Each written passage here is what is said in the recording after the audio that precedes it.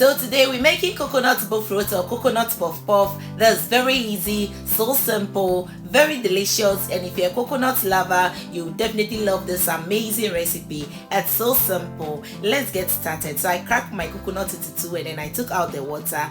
I then take out the skin and then divided it into smaller pieces. So if you want, you can skip this process by buying coconut milk and desiccated coconut, and you're good to go. So once done, cut it into smaller pieces, add it to a bowl, wash it, transfer it into your blender, add the milk to help blend the coconut, and then blend until smooth. Once it is smooth, go ahead and sieve it.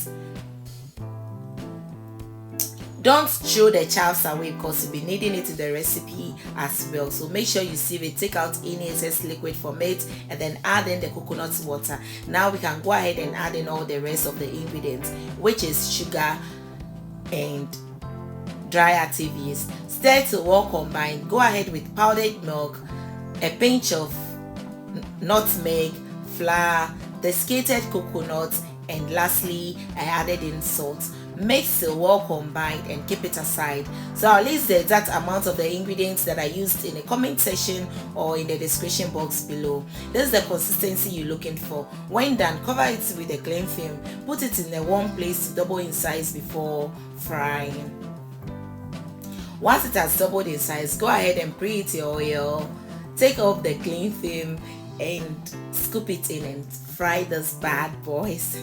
Before scooping, make sure you wet your palm with water. Scoop as seen in the video and then cut it in. It's very simple. Bring some in your palm, do it like you're throwing it in and out on your palm, and then cut it in.